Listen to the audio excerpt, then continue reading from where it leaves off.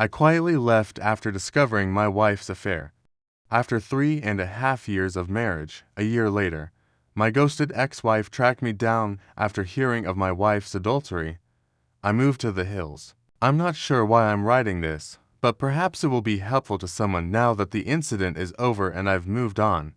After 3.5 years of marriage, I learned of my wife's affair in February 2018. I worked a contract job that occasionally required a lot of travel, but also permitted me to work from home when I returned as the director of a technical sales company. My wife held a very lucrative position, although things had become a little strained to her working longer and longer hours and me traveling for work. We still had what I would call a fairly excellent marriage.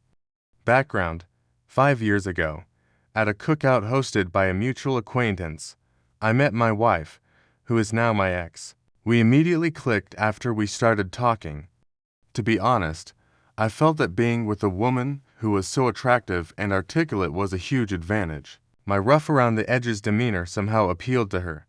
After a few weeks of dating, we found ourselves smitten with one another. When we would meet at each other's apartments, the clothes simply flew off. After 18 months of dating, we eventually got married and moved into a large apartment while saving for a down payment on a home. Things began to change after the first 3 years of marriage. Even though I still had feelings for her, I noticed that she would argue over little matters. When I mentioned all the late hours and the increasingly regular work outings, she would grow irate. Since she had been moving up the corporate ladder, she would claim that it was a necessary component of paying the dues. At least that was her justification. She informed me that since I was also away for weeks at a time, I had no right to challenge her.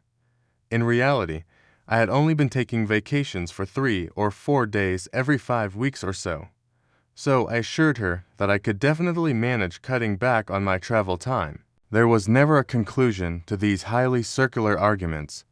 Looking back, I realized that I was unaware that my wife was having an affair. Aside from our declining sexual life and her persistently late work hours, I would never have suspected anything. I simply assumed that she was exhausted from her job, but being rejected so often when I tried to start a sexual relationship had taken a toll on my ego. Although she had a work mobile phone and might have been using it, I didn't witness the covert texting that I had read about in other articles. She used our spare bedroom as a home office and spent a lot of time there. Around September 2017, Kathy began returning home from work and spending the evening at a work engagement instead. This increased from 1 night per week to over 3 nights each week. Although I'm not naturally envious, she would undoubtedly be observed by others, and I'm aware that she would need to repel some of the males at her workplace.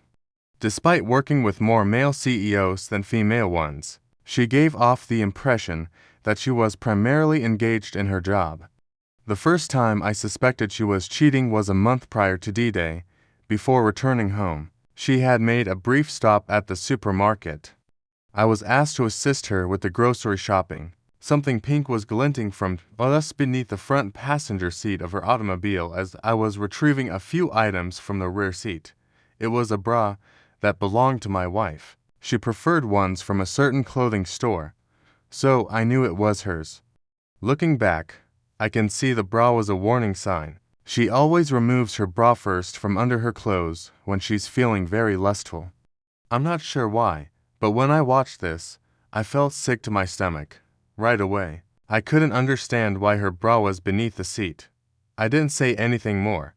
My heart must have been pounding so hard that I nearly passed out, because when I brought the bags back to the kitchen, Kathy asked me how I was feeling and said that I appeared to have seen a ghost. I simply ignored her remark. It took everything I had to conceal my emotions, but I did my best not to appear upset or deceived.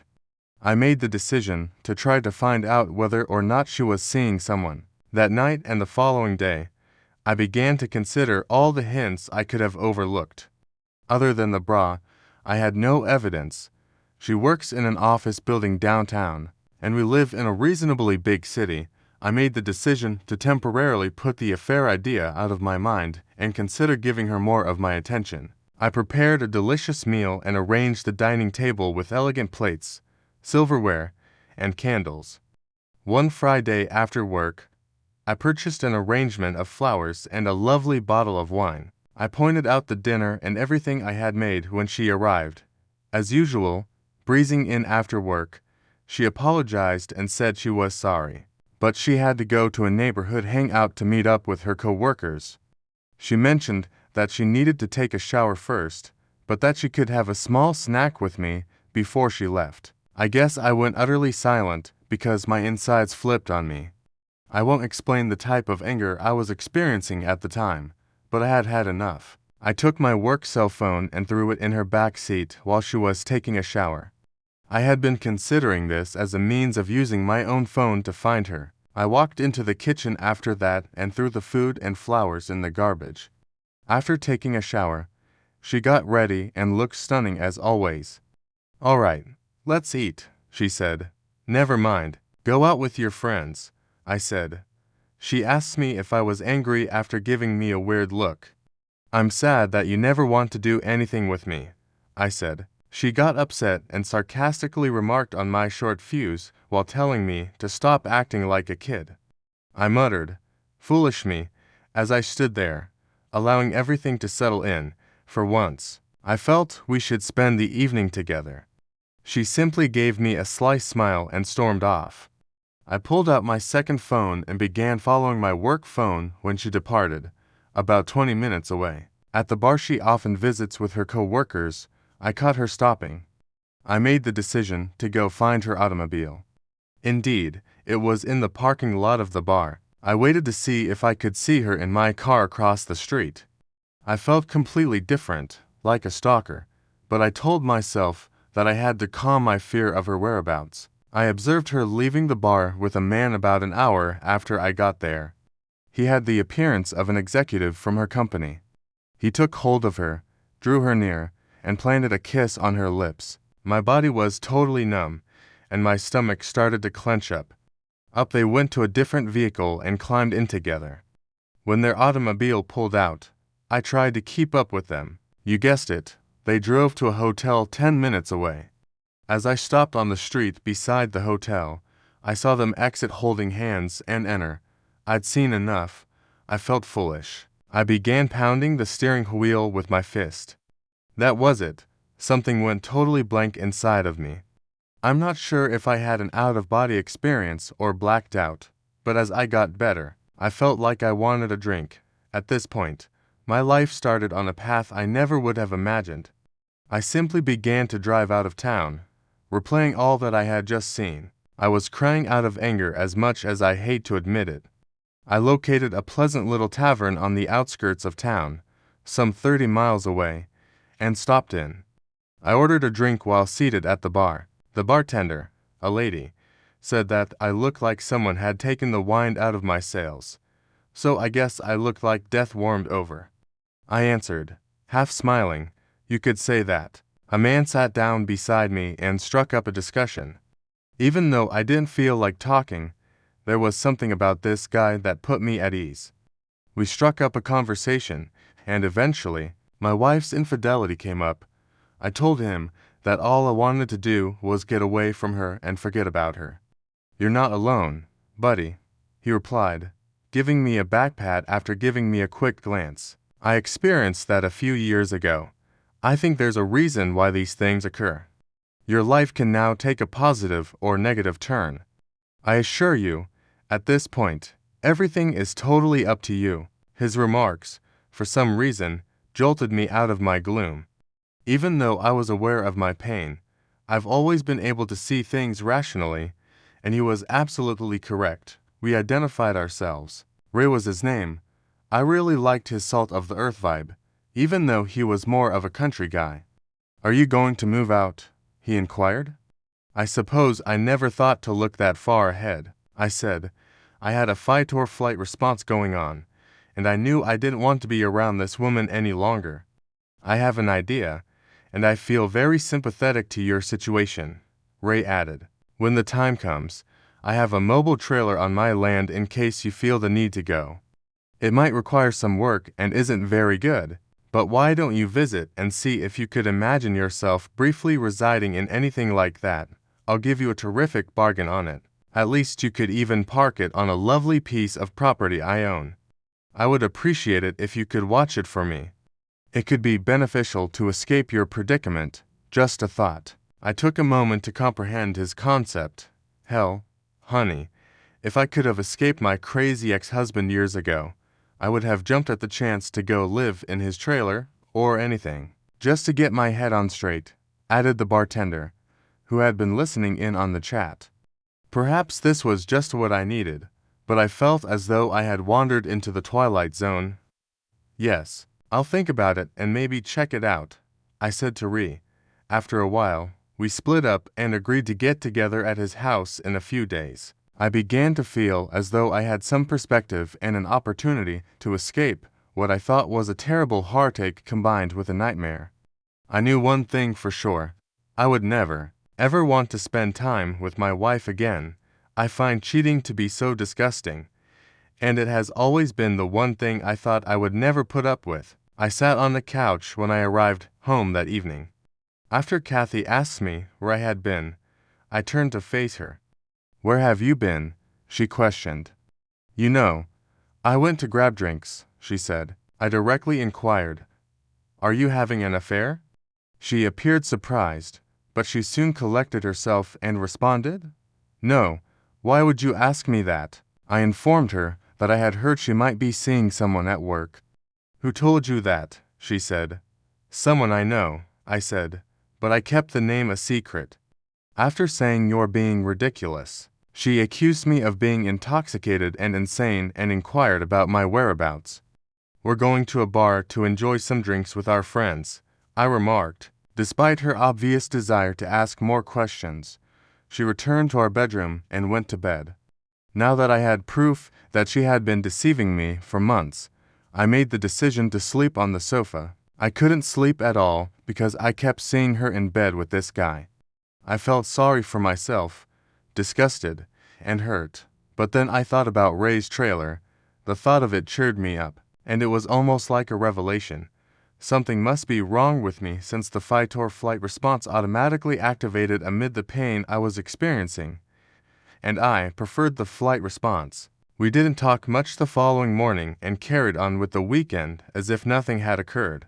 I scheduled a meeting with Ree a few days later. I noticed that Ree had a lovely ranch when I got there, and the trailer was actually quite nice, about 26 feet long and fully furnished. It brought back memories of a fun spring break trip I took with pals while I was in college.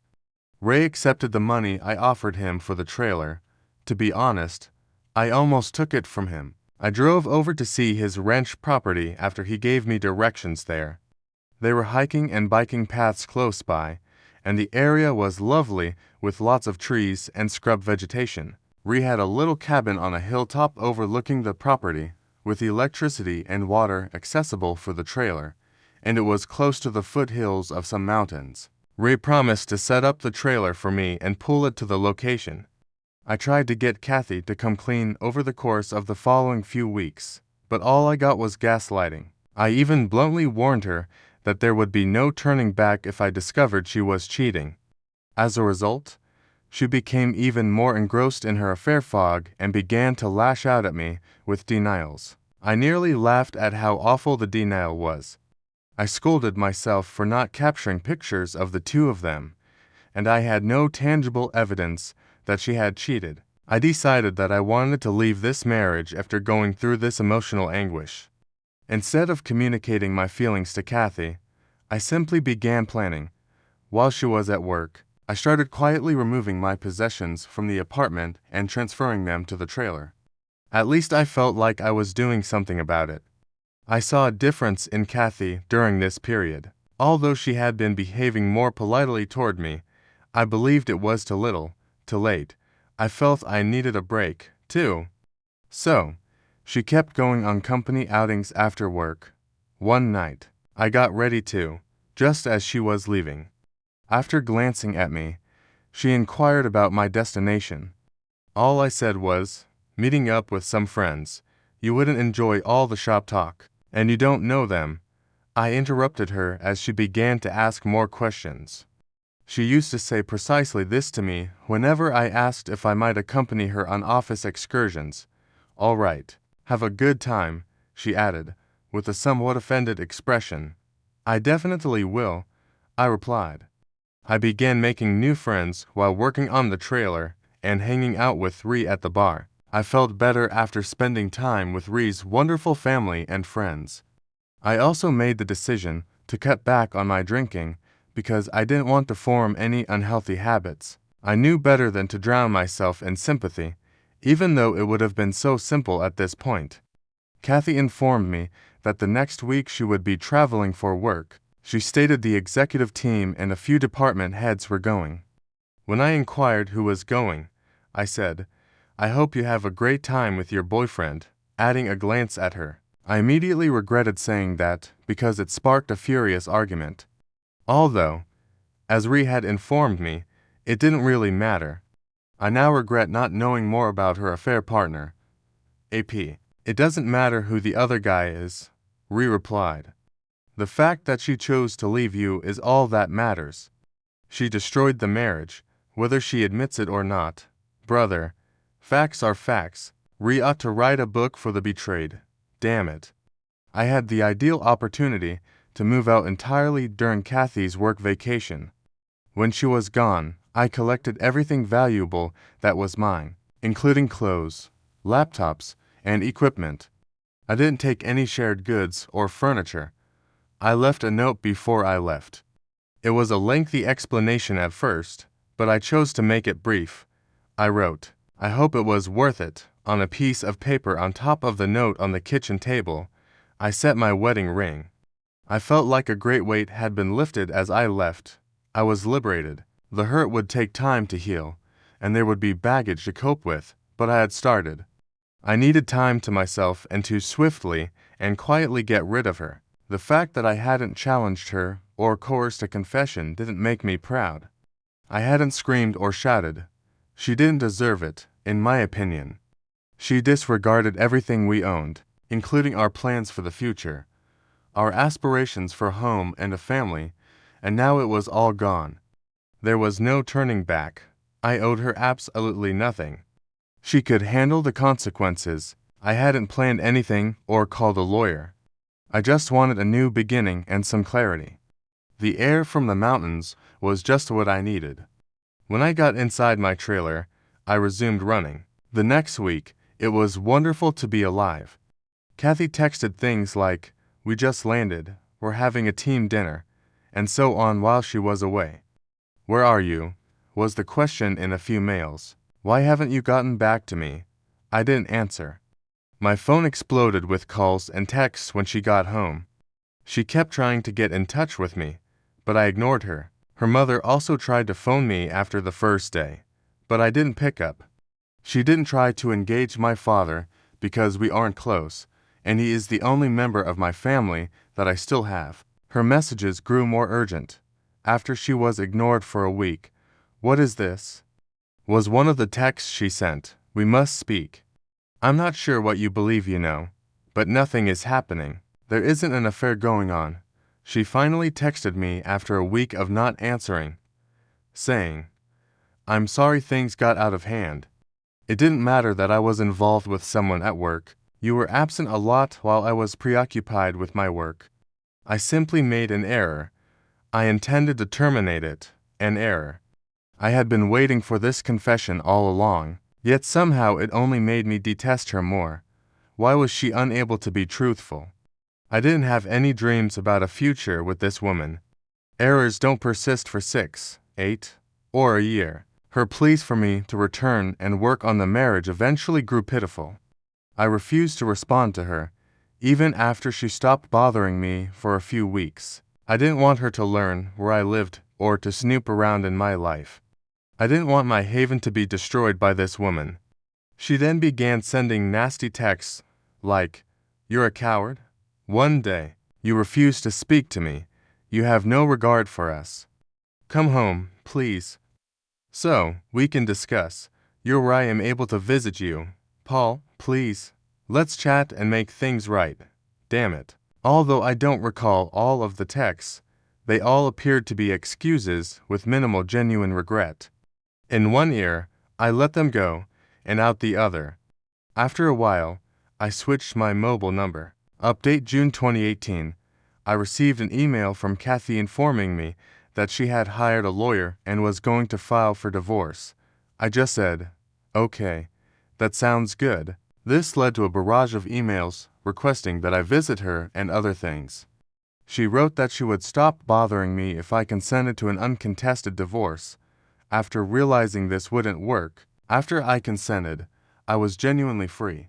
A few months later, after I moved out of our apartment, I never had to see her again. She seemed to care more about that than I did, even though neither of us had any closure. I would occasionally think of her for a few months, and yes, the grief would suddenly come to me, like when I heard a song we used to enjoy. After a while, though, I simply stopped thinking about her. Update 2. Now that I'm officially divorced, things are going great. In actuality, I got to know a wonderful girl just down the hill from my house. I was running on the trail when we clicked. I helped her replace a flat tire. Despite being a few years younger than me, she is fantastic and quite adorable. She refers to me as her mountain man and adores my way of life. Although I'm not in a rush to commit, I also don't intend to give up on women entirely. I have no intention of moving out of the trailer anytime soon. I enjoy being outside and have simplified my life. It made everything easier for me, including the grief and my ex-wife. I am aware that everyone responds to these situations in a unique way. I was fortunate to be in my 3rd year of marriage and not yet a parent. I believe I acted in my own best interests. You don't have to spend your entire life with someone who cheats. If you experience something similar, try not to think about it too much. Continue living your life as you improve yourself. It will get better. I hope everyone has the finest possible life. I've revised this roughly 5 times to make it readable, and I just wanted to give you an update on my ex-wife's condition. I was worried that my ex-wife was attempting to find me, as I indicated in my earlier post. I left our previous residence, which was around 2 hours away. I ran into her last weekend at a coffee shop I often visit in the town, close to my home. It didn't seem like a coincidence to me. Fortunately, I managed to get away before she noticed me. 3rd update. I went into town this past weekend to get groceries and made a stop at my normal coffee establishment. I was utilizing their free internet to work on some paperwork for work. I finished and walked out of the coffee shop. I was on my way to my pickup when I heard someone shout, "Paul." When I turned to look across the street, I saw Kathy. I was being waved at by my ex-wife. Finally, Armageddon had arrived. She hurried across the street toward me, and I stood there in disbelief as though anticipating an embrace. She walked over and extended her hand. I stopped her in her tracks by instinctively holding out my arms with my palms up. She appeared to be in severe pain. Then she added, "I've been searching for you, Paul. I've wanted to see you since I heard you moved here. Can we have a conversation?" Guys, I felt like an animal confined in a cage. Yes, I did. All right. Let's find a table or something and we can talk for a minute. I finally gave in when she asked if we could come to my house. I firmly refused. At the end of the street, she trailed me down to a bench outside a small store. She began by remarking on how much I had changed and how much she liked my new appearance, beard, and level of fitness. She raved about how much my body had changed, wearing a tank top, small white shorts, and her hair in a ponytail.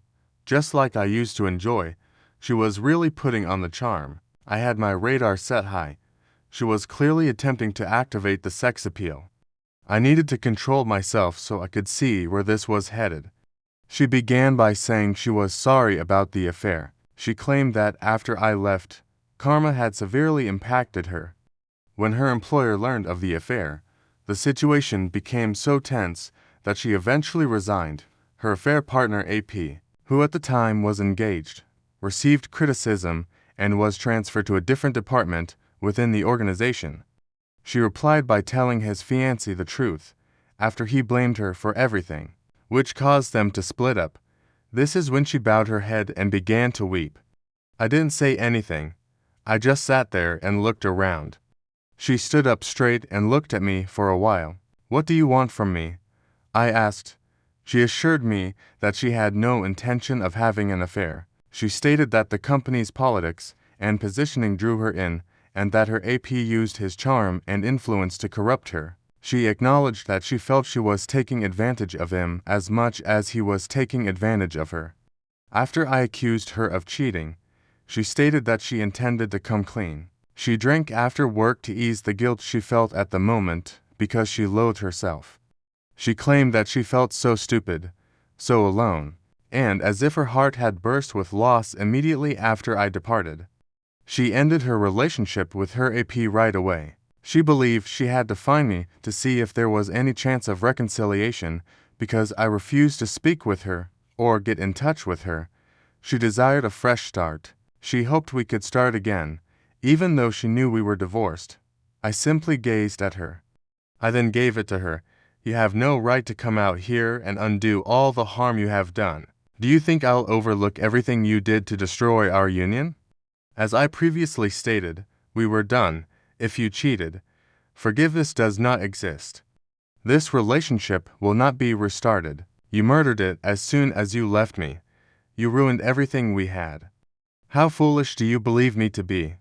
One evening, I watched you enter a hotel with him. Were you aware of that? I became aware that people were beginning to notice that my voice had been getting louder."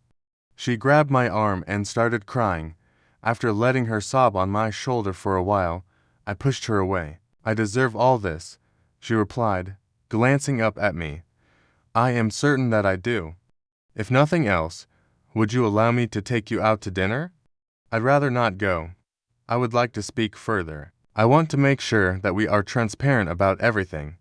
You need to spend more time with me than you have in the past. Paul, please. I love you so much, even though I know you might not want to hear it. Before you left me, I had no idea how much I loved you. You broke me as much as I broke you. I'm unable to forgive myself, and I don't want to do so till the day I pass away." She began to sob uncontrollably and hyperventilate. I lifted her up and gave her a hug. It seemed like my only option for soothing her. I knew then that I had shattered her heart as severely as she had shattered mine. Walking, we found a peaceful spot to carry on our conversation. I said, "How did you find me?" When she had calmed down, I asked, "Have you engaged a private investigator?" After giving it some thought, she responded, "No," with a small giggle. She clarified that she asked how things were going when she ran into Stacy a few weeks prior. Stacy didn't mention that she had noticed me. Kathy forced her to reveal all the information. I had warned Stacy not to tell her, so she was reluctant, but Kathy persisted. Stacy finally gave in, but all she knew was that I lived somewhere close by and was in town on her days off. She began to come here to check on me. I kind of laughed when she said that, thinking, "Damn, Stacy can't keep her trap shut." She blushed. We ultimately decided to have dinner at a charming little spot with a patio. I made sure we didn't drink anything since I wasn't going to give her a reason to be kind to me or say she wasn't so inebriated that she couldn't drive back. In fact, we had a good conversation. I then escorted her to her vehicle. She insisted that she hadn't dated anyone else since I left and vowed fervently that I was the only person she wanted. So, she pushed me hard to stay longer. "No, it's still way too early for me to go down that road," I informed her. She pleaded with me to come back, but I didn't say yes. After giving her my new email address, I didn't say anything more. My response to her request for my phone number was, "You'll just blow it up with texts and calls." She wept over it, but in the end, she agreed with my choice. She promised to send me an email with information on returning to town the following weekend. Before she left, I asked her directly, "Would you have forgiven me if I had been the one cheating?" Before she got into her car, she said, "Yes, in time, but only if we saw a marriage counselor and worked through the healing process with lots of talking. Maybe even a binding agreement. She responded after pausing to reflect. All right, maybe I could do that in 5 or 10 years. I answered. I would wait if that's what it would take, she replied. She then took both of my hands in hers, looked me in the eye, and said, God damn it, Paul, I will always love you and will do anything to prove it. This statement truly caught me off guard. Her remarks continued to upset me even after she left. She had spoken those words so firmly. However, I was still unable to envision us reuniting. Even though I felt better about the incident, I was unable to perceive her as a friend at this time. Perhaps a friend, but even that was a mystery. I returned home, enjoyed a long run, had some beer, and thought about how far I had come. Could someone please assure me that she wouldn't destroy the tranquility I had created for myself? I had no idea I had the luxury of time to sort through it and get perspective, but it was all still too vivid in my mind. Last update. Most likely this will be my final update. When I first uploaded my story to Reddit, the moderators kept taking it down. In summary, I ghosted my ex-wife for more than a year before she discovered me. She wanted to make amends and start over with us. You will be deeply disappointed if you thought I would be the typical beta blue pill fool and forgive her. She expressed her love and regret for the affair in a lengthy email she sent me last week. She offered to come out and stay with me for the weekend. Once more, my answer, I silenced her. I informed her that I had no plans to make amends with her. I'm totally happy living alone, taking advantage of my secluded position and keeping things simple. At 32, I'm not in a rush to make changes. I have my own self-determination plan and have enjoyed the company of a few women and friends. I made it clear in my email response that I had no intention of reconciling and declined to provide her with my phone number. I no longer know or trust you because you made your bed. I hope the best for you, and perhaps we might become friends in the future, but not right now. She was annoyed by my evasiveness and responded in a telling way. She acknowledged that she had taken a job offer from a different state. Her true goal had been for me to accompany her, believing that my remote work would make the move simple. She wished we could start over somewhere new. She wanted to visit me in person to attempt to persuade me because she was running out of time before moving. Luckily for me, her time was up because I had a week of business travel scheduled. I'm grateful I will no longer have her in my life. She will soon recognize that her time with me is over, but I anticipate receiving a few more emails. She needs to find someone else, and she might even cheat on them. To anyone reading this, make the most of your life, let go of the past, and give yourself the strength to go on. To all of you, good luck. Thank you for watching. If you haven't subscribed yet, please do so and hit the notification bell to stay updated with more shocking real-life stories happening around you. My father crushed my dreams to protect the golden child and refuses to pay for my tuition. But I get my sweet revenge. I have a younger brother, 28, and we were raised by our dad, 56, ever since we were in middle school. My dad has always favored my brother over me, and with time, I got used to it. I was never the kind of son that my dad wanted because, unlike him, I had no interest in sports or doing the typical macho stuff that boys do. I was always more into more typically feminine things, which is why I was a huge mama's boy growing up. I loved everything to do with the kitchen, reading books, and even singing. My dad tried to make me play football with him, but I was no good at it, so gradually we grew apart. My brother, on the other hand, was exactly the kind of son that my father wanted. He was a rough and tough boy, not afraid of getting dirty while playing or even getting hurt. He was the perfect son for my dad, and it was very obvious that he loved my brother way more than he loved me. He'd always have great things to say about my brother, but never me. My mother, however, never played favorites. She was fair to both of us, and that's why I loved her more as well. I did put in an effort to befriend my dad and spend time with him, but once we'd grown apart, he didn't seem too keen on fixing our relationship either. Unfortunately, the glue holding our messed up family together, My mother passed away when I was in ninth grade. She'd been suffering from cancer, and by the time we realized it, it was too late for her to be saved. She was gone before we knew it. My mother's passing pretty much devastated me, and I kind of spiraled during that time. My only solace was the kitchen, and I'd whip up something new every day as if my life depended on it. My mother was a great cook, and she'd tell me often that had she not been forced into taking over her dad's business, she probably would have become a chef. So cooking was the only thing that brought me any comfort. Since my dad and brother were no help in dealing with my feelings, they suppressed any emotional reaction they'd had to my mother's passing, and if anything, grew even more distant from me. When, in normal families, something like this would have brought us closer, my fixation on cooking pissed my dad off even more, and he'd keep bugging me to get out of the damn kitchen and do something more manly. One day, when he'd had enough, he even told me that if he saw me in the kitchen again, he'd make me do all the other household chores as well.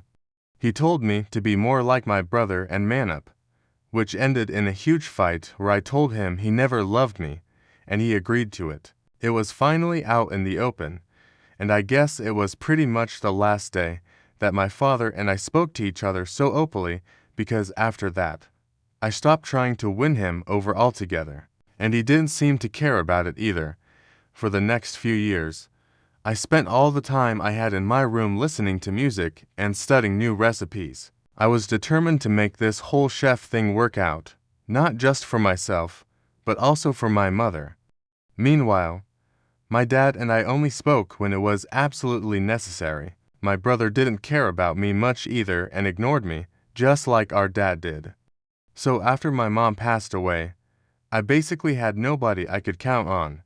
Finally, when it was time for me to apply to colleges, I decided to apply to a few of the top culinary schools as well as normal colleges so that I'd at least have a shot. I didn't know if my dad would agree to it, but I had to try at the very least. I'd already interned at a restaurant secretly that summer and had some experience. I had even managed to make them write a recommendation letter for me, which helped greatly. I ended up getting accepted into several of the schools I had applied to, including one of the best. I'd already made up my mind to beg him to let me go if he seemed reluctant, because I just absolutely had to make this happen for myself. I wasn't prepared to give up on my dreams under any circumstances.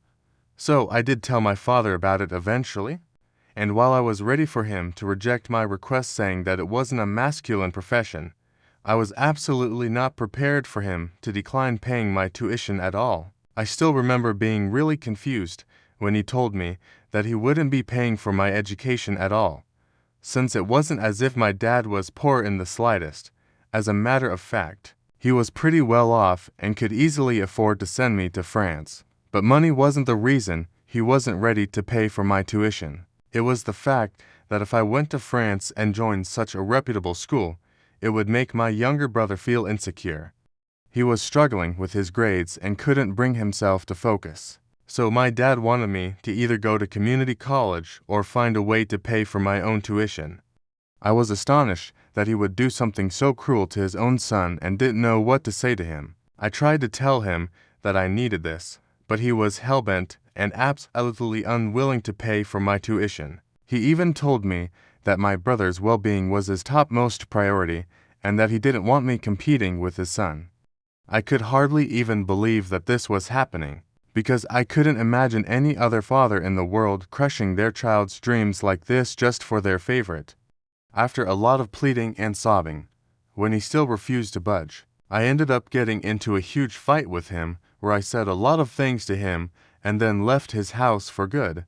I started living with my maternal aunt, my mother's older sister, instead. The only reason I hadn't moved out earlier was because I found comfort in the house where I'd grown up with my mom, and also because I didn't want to change schools, which I'd have to do if I moved in with my aunt, since she lived pretty far away from the high school I went to. I told her all about my dad and how he'd outright refused to pay my tuition, and that I needed her help. It felt like crap asking her for a ton of money since she wasn't as rich as my dad, but she reassured me that she'd take care of all my expenses. Somehow, she managed to get all her friends to pitch in and sent me to the culinary school of my dreams, and I'm always going to be grateful for that.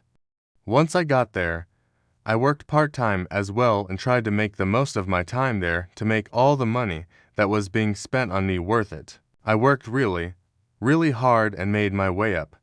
When I graduated, I was one of the most skilled chefs there and even got a job just a few months after I graduated. I started working at a really high-end French restaurant and I sent half of my salary back to my aunt to repay whatever debt I had.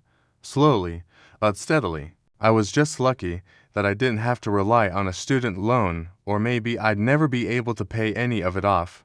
Anyway, I worked in France for a few years before finally moving back home once I'd saved up enough to open up my own restaurant. It's been a couple of years, and in the meantime, I worked at another restaurant here as the head chef, while also working towards my goal of opening up my own restaurant, someway. It was all finalized a few weeks ago, and I was able to finally open up the restaurant I'd been working towards for so long. Two of my friends from back when I was in France also joined in on my business idea and became co-owners with me, which is why I was grateful when they allowed me to choose what we were going to name the restaurant. They happened to be from the same state. So, we were all okay with opening our restaurant in my city of choice as well. I chose to name it after my mother, which was a really lucky coincidence for us, since my mother actually has a really beautiful and uncommon name in the city we called our home. It was all finally falling into place a few days back. We even had a little party for a few select guests before we were officially open for business. Of course, I invited my aunt and a few of her friends who'd also pitched in to help pay for my tuition. I also invited some of my friends back from school, but that was pretty much it. I didn't invite my father and brother because of obvious reasons. Even if I'd wanted to, I couldn't have since I hadn't spoken to them ever since I'd left home, and neither had they bothered to ever get back in touch with me. I guess all of us were better off this way, but I should have known that they would definitely show up to piggyback on my success someday, and that's exactly what happened at the party we threw. They showed up an hour before the party was due to begin, but weren't stopped by security since we shared the last name.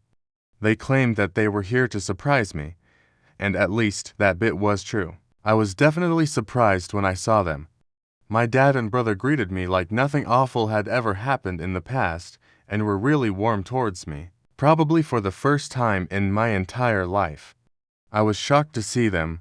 I just froze when they first entered the restaurant. My buddies noticed that something was off, and, politely greeting my family, they left us on our own. I'm thankful that they were able to pick up on my discomfort. I still hadn't recovered from the shock of seeing them again when they dropped another bomb on me and showed me a gift that they'd brought for me. It was a portrait of my mother, and my dad even told me that he commissioned it for me to hang up in my restaurant. As soon as he'd heard that a new fancy restaurant with this name was opening up in our city, he'd known that it was definitely none other than his son. He even told me that he'd always known that I had it in me. My brother, too, was jumping on the bandwagon and praising me, telling me that he was immensely proud of me. I couldn't believe my ears and knew instantly that something was very strange about all of this. I didn't say much and kept waiting for them to get to the point because I knew there must have been a reason for them to be here. I let them speak, and eventually, they did get to the reason they were here. Apparently, my brother was working as a bartender now, and even that was possible just because my dad had managed to convince a friend of his to give him a job at his club. My brother's grades had kept falling throughout high school and college, and that's why he didn't end up in the high-paying positions my dad had always expected from him. On top of that, he'd also been slacking during his high school football games, which is why he wasn't able to get a sports scholarship either. Ironically, he's the one who ended up having to go to community college because he got rejected everywhere else. What they wanted me to do was make my brother a partner in the business so that he'd have a more respectable position, even though he had done absolutely zilch to deserve it. I had the urge to laugh in their face, but somehow managed to hold back and instead told them that I'd think about it. I wasn't going to think about it, though. I just didn't want to turn them away. I wanted them to stay for the party because I had a much better plan in mind to humiliate my family, who'd come out of the woodwork as soon as they received word of my success. They seemed reasonably pleased, but boy, oh boy, they had no idea what was about to come. After a while, our guests started arriving, and in an hour or so, everyone we'd invited was there. I spent the evening socializing, while my dad and brother also did the same, and I even heard them boasting about me to a few people, while I marveled at their sheer audacity. Towards the end of the party, it was time for the hosts, namely me and my partners, to give a toast. My friends went first since I wanted to save the best for last. Then, finally, it was my turn to speak. That day, I was finally going to speak my heart out. I started off by thanking all my guests and raised a drink to my mother first, since she was the reason I'd even ever been able to achieve so much. I strongly believed that it was her faith in me as a child that had made me believe I could do any of this at all, and that had stayed with me even after she was gone. After I'd paid my due respects, I decided to get to the real respect as well. I brought up how I'd had to take a loan from my aunt and her friends to go to culinary school and thanked her as well. Then, finally, I got to the reason I'd had to take a loan for my tuition in the first place, my family. I brought up how I'd grown up with a father who never loved me or had any faith in me and always berated me for having feminine interests like cooking. I had a younger brother who was the replica of my dad. I told them all about how my dad had refused to pay for my tuition out of fear that I'd end up becoming more successful than my younger brother, who was his golden child. This is why I ended up leaving home, but despite all odds, I was able to rise and become who I am today. So, in a way, they did deserve some credit for creating all the hardships I've had to face. Otherwise, I never would have found out how resilient I was. A lot of people shot my dad and brother the nastiest looks they could manage while I was saying all of this, and even they had the good sense to at least look ashamed, even though I knew that they didn't feel that way in the slightest. Anyway, I then walked over to my dad and brother and actually hugged them, putting up the same pretense that they had when they visited me today. To play this game, I announced, because you'd shown up to celebrate my success today, I'd forgiven them for whatever had happened in the past, and I was even ready to give my brother the job of a bartender at my restaurant to other people. This obviously seemed like a really emotional reconciliation, and they ended up actually clapping for me at the end of my speech. There were a few Wolf whistles. Only my family, and I knew that this was nothing more than an attempt to humiliate them, which I'd done quite successfully. But they had to smile and act like they were super grateful for what I'd done since they couldn't exactly storm out angrily, which is exactly what they wanted to do after a while. When the crowd had cleared out and it was finally time for us to go home, my dad and brother confronted me right outside my restaurant. They were furious, and I swear there were angry tears in my brother's eyes. They demanded an explanation for what I'd done. If I'd never intended on making my brother a partner, then I should have just turned them away as soon as they arrived. I just laughed and told them that this was my form of paying them back for everything they'd done for me over the years. This is exactly what you deserve.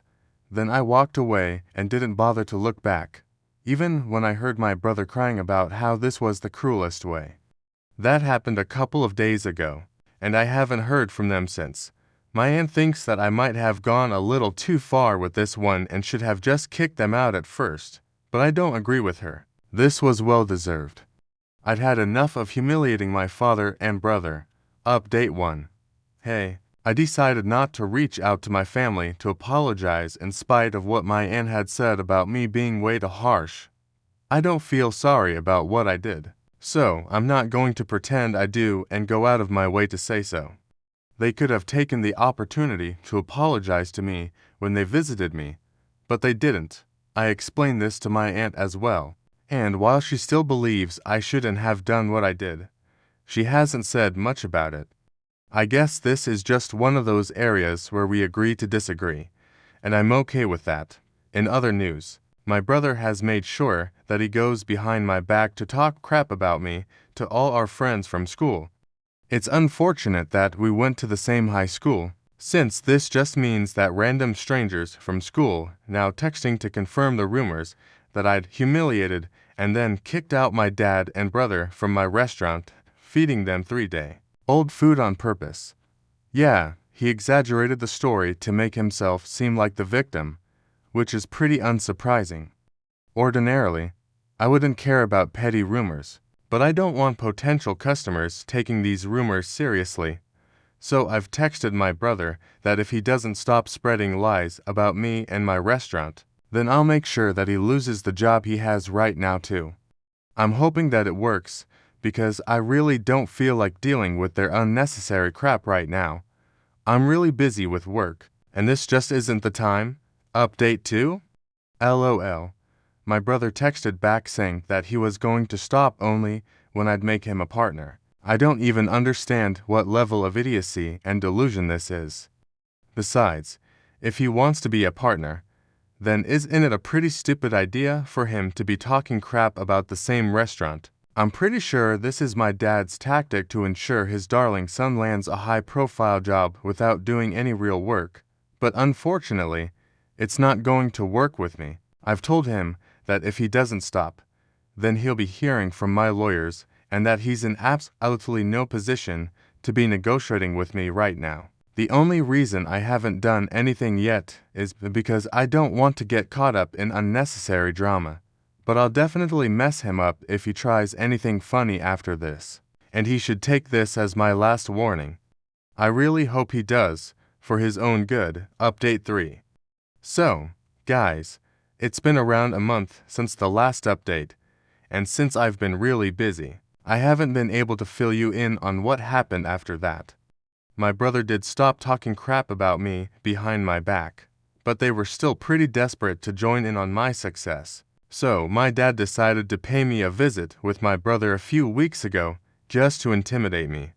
They showed up at my house, threatening to sue me for using my mother's name for my restaurant, and even told me that they'd already spoken to a lawyer. So, if I didn't want any trouble, I needed to make my brother a partner as soon as possible. Obviously, I called their bluff immediately since no lawyer would take up such a stupid case. I think they were forgetting a very important fact. She was my mother too, and not just his wife. As far as I was concerned, no law could stop me from using her name. By then, I'd had enough of their bullcrap, so I told them that if they didn't leave me alone, they'd be forcing my hand, and I'd have no option but to call the cops. My brother lost his temper at that point and tried to grab me by the collar, but luckily, my dad held him back. I think it was the constant humiliation that had finally gotten to him, and he'd snapped. Well, it wasn't my fault, and they were lucky that I didn't call the cops right then. I told my dad that he needed to get the hell out, but he only told my brother to go cool off in the car and that he wanted to speak to me in private. After my brother left, he tried to manipulate me by telling me that if my mother knew what I was doing to them, then she'd be really upset with me, and I should bury the hatchet. At this point, I told him to leave me the hell alone, because even I was at my limit. He couldn't just use my mother to get his way. That was just low. To be honest, we were way past the point of reconciliation. Not once had either of them apologized to me even once. So I really didn't understand why they expected me to forgive them without even asking for it. As for what my mother would feel, I'm sure she would have felt equally let down back when my father had refused to pay for my tuition. And for that matter, every freaking time he made me feel awful about myself. So he should be the last person to give me a sermon about what my mother would and wouldn't like. I know she's proud of me wherever she is, and nothing that my dad says is going to change that. At least my restaurant is doing well, and hopefully, we'll be able to expand soon enough. Thank you for watching. If you haven't subscribed yet, please do so and hit the notification bell to stay updated with more shocking real-life stories happening around you.